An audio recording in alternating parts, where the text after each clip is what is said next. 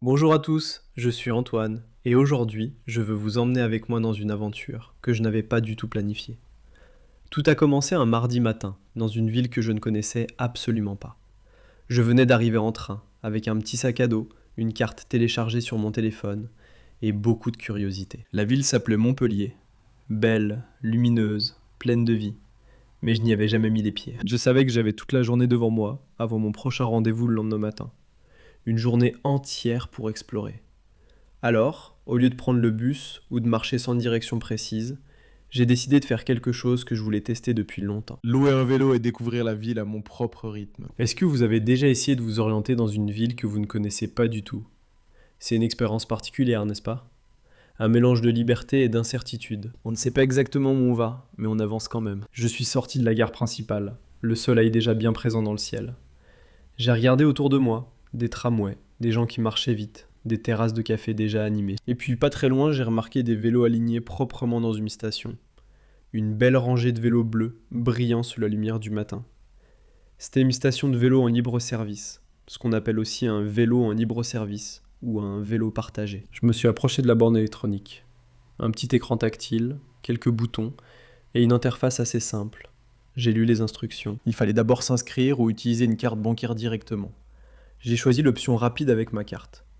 Le système m'a demandé de choisir la durée de location. 1 heure, 2 heures ou une journée entière. J'ai pris la journée complète. Après tout, j'avais tout mon temps. Un petit bip, un petit clic, et voilà. Le vélo s'est débloqué. Je l'ai sorti doucement de la station, j'ai ajusté la selle à ma hauteur, et j'ai regardé la carte sur mon téléphone. Par où commencer? La vieille ville? Le marché? La mer? En réalité, Montpellier n'est pas directement au bord de la mer, mais la côte n'est qu'à quelques kilomètres. J'ai décidé de suivre mon instinct, plutôt que la carte. Et vous, est-ce que vous préférez suivre une carte ou explorer librement quand vous visitez un nouvel endroit? Je suis curieux de savoir ce que vous pensez. Écrivez-le dans les commentaires. J'ai commencé à pédaler doucement. Les premières rues étaient larges, faciles, bien adaptées au vélo. Il y avait des pistes cyclables clairement marquées sur le sol, ce qui m'a rassuré. Des lignes vertes et blanches indiquaient le chemin réservé aux cyclistes. Je n'avais pas à me battre avec les voitures. C'était agréable. Très agréable. Mais après 10 minutes, j'ai tourné dans une ruelle et les choses sont devenues un peu plus complexes. La rue était pavée, ancienne et assez étroite. Des pierres irrégulières sous mes roues rendaient la conduite un peu difficile. Je pédalais lentement, prudemment, en regardant les façades colorées des vieux bâtiments autour de moi. Des volets bleus, jaunes, oranges, des plantes qui débordaient des balcons, une odeur de café chauve dans un petit bistrot au coin de la rue. J'ai décidé de m'arrêter un moment. J'ai posé mon vélo contre un mur et je me suis assis sur un banc en pierre près d'une petite place. Quelques pigeons se promenaient nonchalamment. Un vieux monsieur lisait son journal sur un autre banc. Personne ne me regardait, personne ne se dépêchait. C'était comme si le temps avançait différemment ici, dans cette petite place cachée. À ce moment-là, j'ai sorti mon téléphone et j'ai ouvert une application que j'utilise souvent quand je voyage en France. Mon application Carmilofox.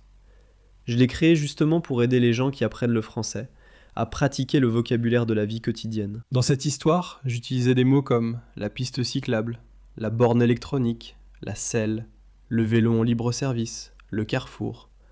Ce sont exactement le genre de mots qu'on trouve dans Carmilofox, avec des phrases d'exemple et une image pour chaque mot, pour que tu te souviennes facilement. Si tu veux continuer à apprendre ce vocabulaire après cette histoire, tu trouveras les liens pour iOS et Android dans la description. Mais je ne voulais pas rester trop longtemps assis. La ville m'attendait. Je suis remonté sur mon vélo et j'ai continué ma route. Cette fois, j'ai suivi des panneaux verts qui indiquaient le centre historique.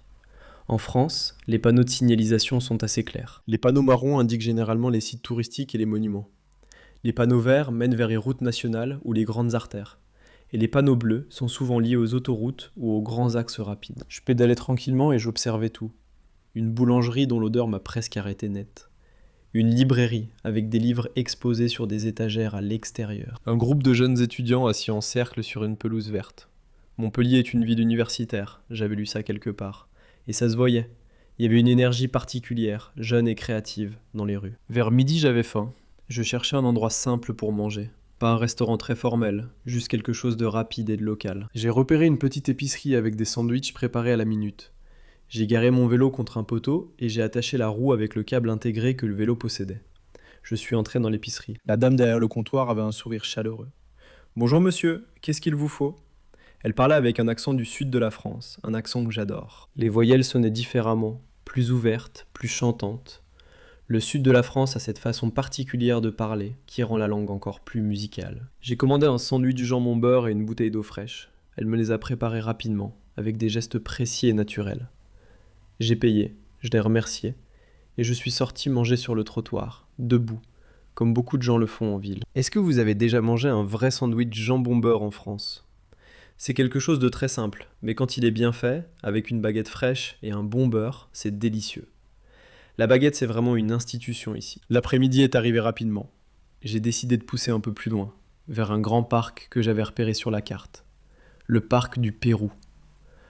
C'est un espace magnifique, avec une terrasse surélevée qui offre une vue panoramique sur la ville et les collines au loin. Un aqueduc ancien longe le côté du parc, une construction impressionnante qui rappelle que cette ville existe depuis très longtemps. J'ai garé mon vélo et j'ai marché dans les allées du parc. Des familles se promenaient, des enfants jouaient. Des joggeurs passaient régulièrement. L'air était plus frais ici, sous les arbres. Je me suis assis sur les marches de la terrasse et j'ai regardé l'horizon. La lumière du soleil de l'après-midi était dorée et douce. Un moment de calme parfait. Ce que j'aimais dans cette façon de visiter une ville à vélo, c'est qu'on voit des choses qu'on ne verrait jamais depuis un bus ou une voiture. On peut s'arrêter quand on veut, repartir quand on veut. On est libre. Vraiment libre. Et en même temps, on reste proche du sol, proche des gens, proche de la ville. En fin d'après-midi, j'ai commencé à revenir vers la gare. Mais je me suis perdu. Pas d'une façon inquiétante, plutôt d'une façon agréable. J'avais pris une rue que je ne connaissais pas, puis une autre, et je n'étais plus sûr de ma direction. J'ai regardé mon téléphone, mais le réseau était faible et la carte se chargeait lentement. Alors j'ai fait quelque chose que j'aurais dû peut-être faire plus tôt dans la journée. J'ai demandé mon chemin à quelqu'un. Une femme d'une 50aine d'années marchait calmement sur le trottoir avec un sac de courses. Je me suis arrêté et j'ai dit poliment: « Excusez-moi madame, pourriez-vous m'indiquer la direction de la gare s'il vous plaît ?» Elle s'est arrêtée, m'a regardé avec bienveillance et a répondu: « Bien sûr, vous continuez tout droit, vous tournez à gauche au carrefour, vous traversez le boulevard et vous verrez les panneaux pour la gare. C'est à environ 10 minutes à vélo. » J'ai suivi ses instructions à la lettre. Tout droit, à gauche, traverser le boulevard, suivre les panneaux. Et effectivement, 10 minutes plus tard, je voyais le grand bâtiment de la gare devant moi. J'ai souri. Une petite victoire, simple et satisfaisante. Je suis retourné à la station de vélo la plus proche de la gare. J'ai garé le vélo dans un emplacement libre, j'ai entendu le petit clic qui confirmait que le vélo était bien verrouillé. Et le système m'a envoyé un reçu sur mon téléphone.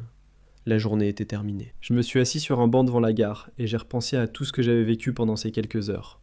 Une borne à comprendre, une selle à régler, des rues pavées à négocier, un sandwich mangé debout sur un trottoir, une place cachée avec des pigeons, un parc magnifique, et une dame qui m'avait indiqué la bonne direction avec un grand sourire. Tout ça pour louer un simple vélo dans une ville inconnue. Vous savez, parfois les meilleures aventures naissent des petites décisions. Ce matin-là, j'aurais pu rester dans mon hôtel à attendre le lendemain. J'aurais pu prendre le bus. J'aurais pu ne rien faire du tout. Mais j'ai loué un vélo.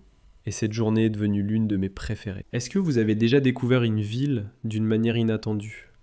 En vélo, à pied, peut-être en suivant quelqu'un au hasard dans les rues? Racontez-moi dans les commentaires, je serais vraiment heureux de lire vos expériences. Et si cette histoire vous a aidé à pratiquer votre français, n'hésitez pas à laisser un commentaire ou à partager la vidéo avec quelqu'un qui apprend le français aussi. Si la vidéo vous a plu, un petit like me ferait vraiment plaisir. Et si vous voulez continuer à écouter des histoires comme celle-ci, vous pouvez vous abonner à la chaîne. Chaque nouvelle histoire est une nouvelle aventure en français. Pour aujourd'hui, c'est tout. Je vous souhaite une belle journée ou une belle soirée, selon l'heure à laquelle vous écoutez ceci.